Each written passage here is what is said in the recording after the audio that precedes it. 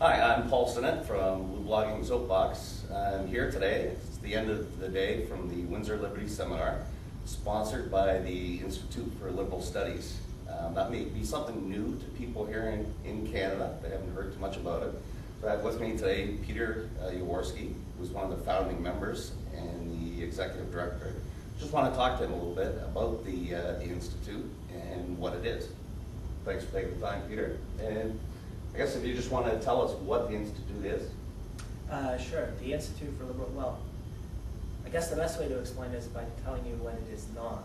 So the Institute for Liberal Studies is not a think tank. It is not an advocacy organization. We're not interested in lobbying anybody or anything like that. What we are interested in is giving people the intellectual resources from the perspective of liberty so that they can to facilitate their own advocacy and activism.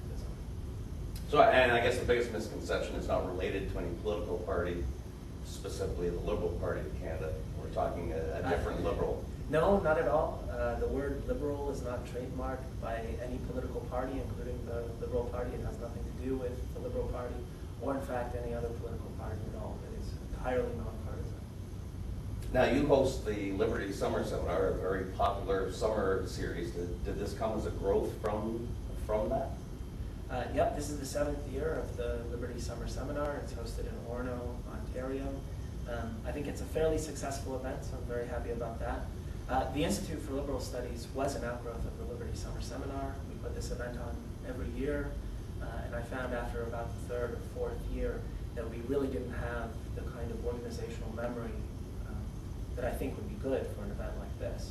And then when Matt Buffton and Janet Nielsen, when they both approached me and said they wanted to host a Windsor Liberty Seminar, I thought this was a perfect time to think about an umbrella organization that would capture not only these two events, but any kind of future events that we might plan. For instance, when in Ottawa, we're thinking about starting an Ottawa Liberty Seminar. And we also wanted to begin to provide intellectual resources in the form of syllabuses and actual online courses. So for instance, a course in economics, an introductory course in economics from the perspective of liberty, an introductory course in the history of Canada, specifically from a liberty perspective. We'd also like to put together a number of different projects, including maybe a book project called the Canadian History of Liberty. Oh, that's fantastic. I can speak personally, I mean, even just from a small scale and in terms of outreach through my association with Matt and Janet and yourself. I mean, a lot of Canadians, I think, may have or hold libertarian values or ideas and maybe not even realize it. I mean, I know I certainly did. I'm 40, a person growing up at my age, I think libertarian, and I remember back to the late 70s, early 80s, libertarians running in local elections, and it was typically it was a long hair or a ponytail guy that was advocating what seemed at the time, sure, and at the time very radical concepts. And if your parents were speaking politics, oh yeah, those crazy libertarians, and those things kind of stick in the mind. I mean, it wasn't until I met you and Janet and Matt, I looked at different concepts. So I mean, some outreach going forward to let people know what it's about. Yeah, providing these kinds of resources on the internet will allow a lot more people who either already believe in the principles of liberty to find out that they are in fact maybe libertarian, or that they have libertarian leanings, or more specifically that they have similar views to myself, for instance, maybe you, Matt, right, on particular issues, like maybe healthcare or something like that, or economics.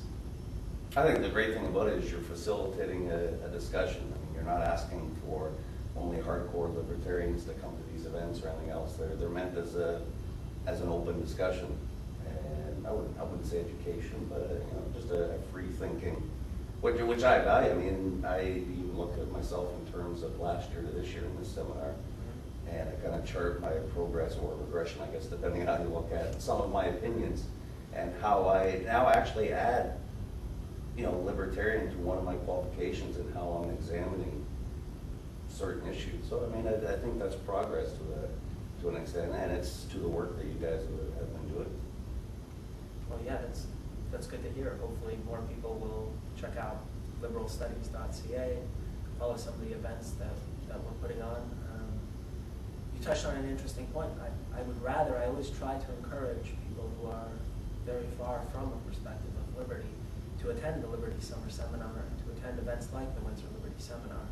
It is much more satisfying to have discussions where people disagree, right? I mean, I'm a student in philosophy, and I get a lot more out of disagreement than I do out of agreement. Sure. So long as the disagreement is reasonable and people aren't disagreeing just for the sake of disagreement. All right. I guess one last thing, if you want to get a plug for the Liberty Seminar this summer. Yes, the Liberty Summer Seminar will happen. This will be our 7th year. We're not sure entirely what the date will be. Unfortunately, there are a number of events that are happening right around the first weekend of August and the last weekend of July. If you follow liberalstudies.ca, which is our website, you will get the date.